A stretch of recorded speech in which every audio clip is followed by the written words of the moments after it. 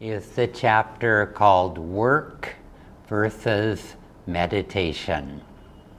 And it's certainly one that I've identified with a great deal in the 49 years now that I've been with Ananda. I have worked a great deal and not always meditated as deeply as I could have. And this balance between work and meditation has certainly been a balance in my own life.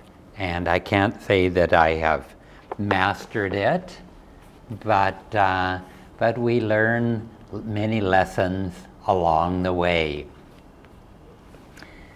In this chapter, Swamiji tells a lovely story of a sister disciple, Meera Mata, and Meera was an older woman, elder to him, and they ended up working very closely together, mostly in the years just after Yoganandaji's passing. They worked together at Yoganandaji's temple, his church in Hollywood. And Swamiji was the main acharya there and the main teacher. And I believe that Meera was his supervisor. It's like she was in charge of the administration and overseeing the temple there. And she told him once a story on this topic of work versus meditation. And when she came to Master, she had already, she was not young, she had already lived a full life and raised children. And when one day Master came to her and said, "You must not work so hard. You've done enough work in your life for many people. You need to relax more and do less, work less." And so she thought, okay, let me try to eliminate some of the duties I have and make my life simpler. And when she did that, he gave her more work to do.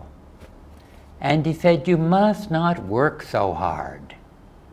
And this happened again. And then finally she came to him and she said, "You know, sir, for the work that we do here together in the ashram, instead of calling it work, why don't we call it service?" And he laughed. And he said, "Now you understand that it's not a question of how much we do, it's our attitude towards it, whether we regard it as work and it makes us tired, or as seva, of serving God." And it's really all in that attitude. And I've seen this in myself, and I've certainly met many people who have this sense that, I do so much work. And one often sees it, like in India, I meet many people in different walks of life, and perhaps I see it more in someone who is in a creative work or in business, but they love being in business. And perhaps I see it more like in housewives who sort of feel that, these are things that they must do, and they're mundane jobs. They're not interesting jobs to them. But this is my duty. I have to do this. And very often they have a sense of feeling overwhelmed with everything they have to do. And what a refreshing thought to think that what I do is service to God. it's seva.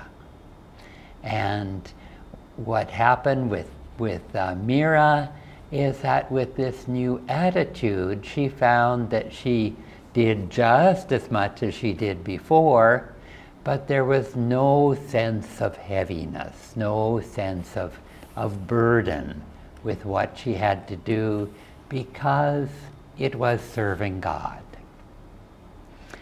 And I noticed in myself a certain trait that I would, even when I didn't have to be working, I would find projects, and they were creative to me, but at the same time, I sort of, rather than just doing a little bit as an alternative to my regular work, as therapy, you might even say, to balance my regular work, I would take it too far.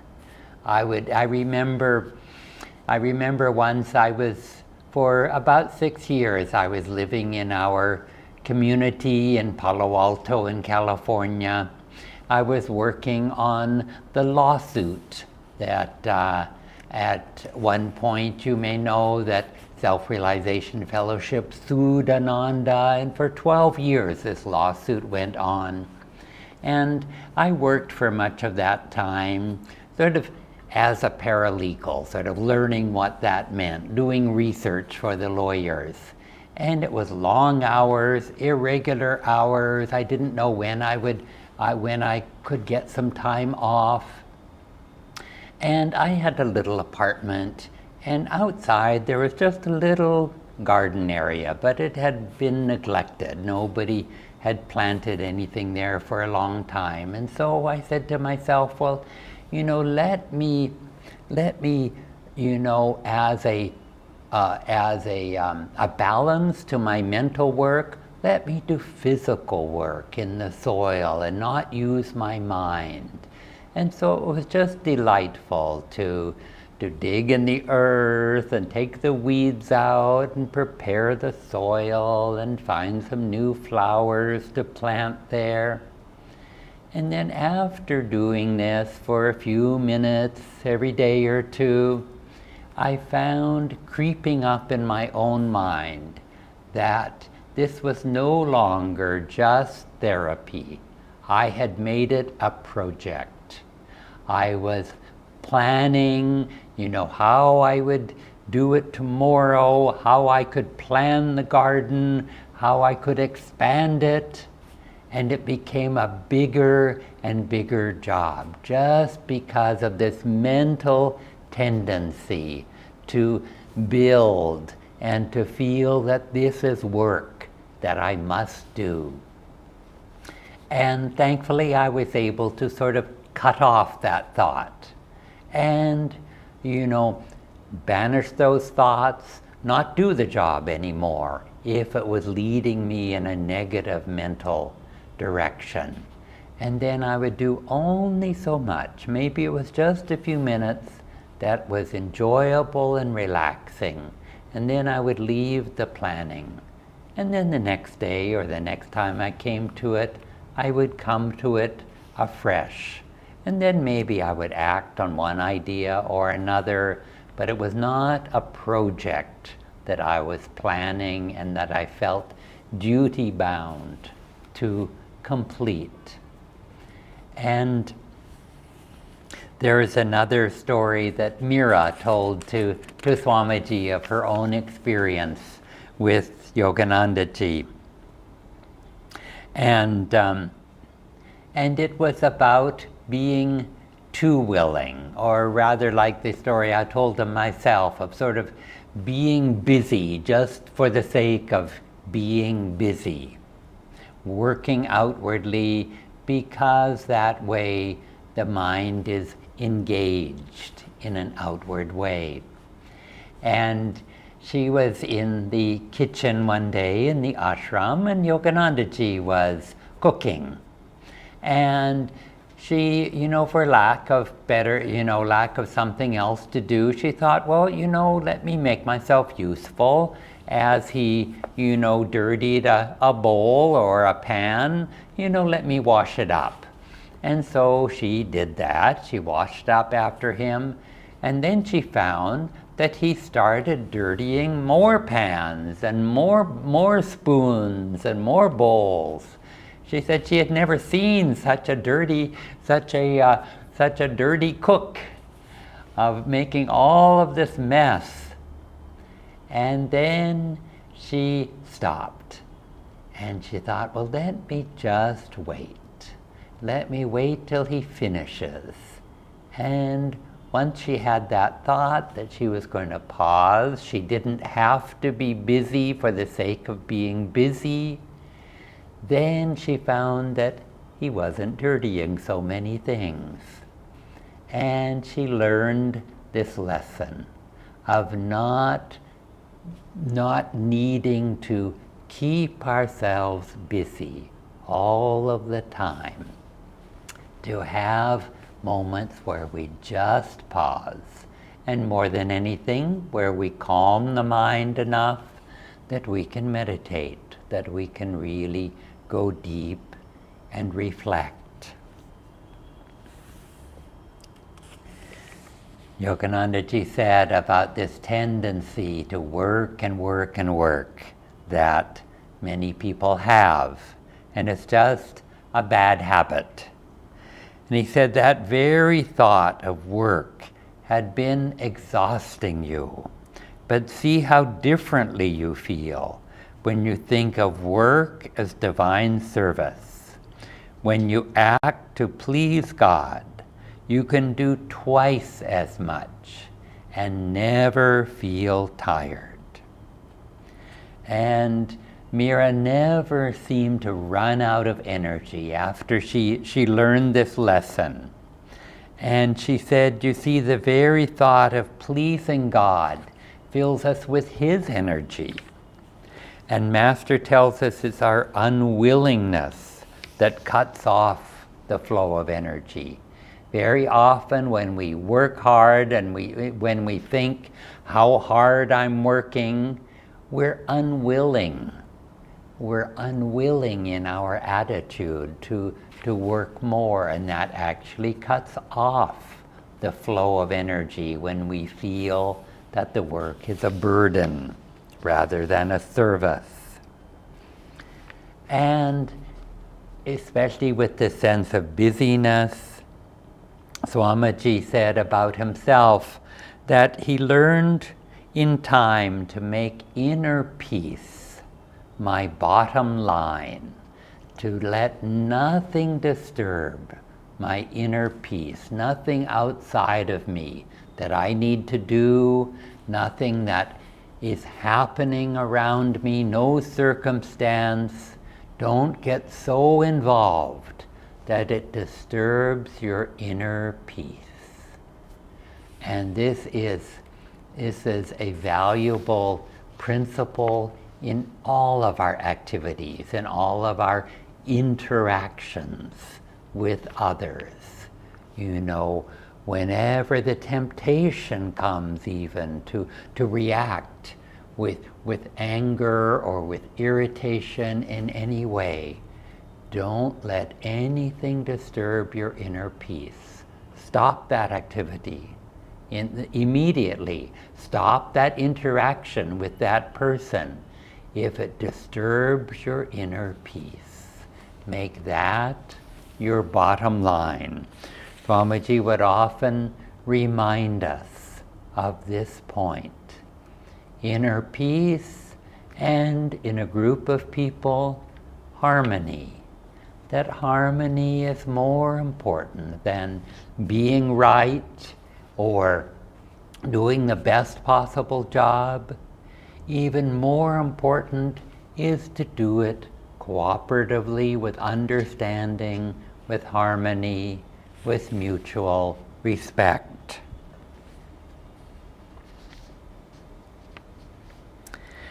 Swamiji said further that the purpose of spiritual work, of seva, is not really to do things for God, but rather to do the most important thing of all for ourselves, which is to purify our hearts. By refining our attitude towards work, we purify our hearts. We make ourselves less involved with the ego, what I have to do, what my duty is, and more relaxed, more by serving God. We think of Him, we don't think of our work or our service. And what happens? Our hearts become pure. They become an empty, open channel, a vessel for God's energy to flow through us. And in this context,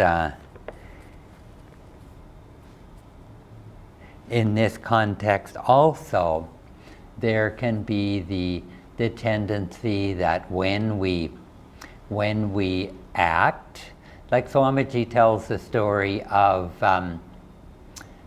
when he was teaching at this church in Hollywood, that he was giving a discourse, and he thought for a moment, now, Master told us to have, God speak through you when you're doing when you're speaking to others, when you're speaking in public. Don't express your own opinions, but be a channel for God, be an instrument. And he said, well, he said to himself, let me experiment. And I'm just going to stop talking and see how God speaks through me, because Master said that he would. And so he stopped talking, he prayed, nothing happened. He stayed silent for 2 minutes in this public discourse. Nothing happened. His friends were concerned that he had frozen with stage fright. But no, he was just experimenting. And after those 2 minutes, he started talking again, and he realized that he had to act, that God wasn't going to do the talking for him, that he had to put one foot in front of the other, so to speak. He had to open his mouth and speak, but then pray to God to inspire what he was saying. And so too, we can't be passive and with the feeling that, well, God will do it for me. We need to act, but as we act, in every moment that we remember to draw on God, draw on the Guru, to speak through you, to act through you. Another aspect that Swamiji had of his relationship with Master, and also I remember that all of us had with Swamiji, and that was, Swamiji was saying how Master, if some disciple was in a mood, was feeling low energy or negative, Master said that he wouldn't even allow that disciple to be around him.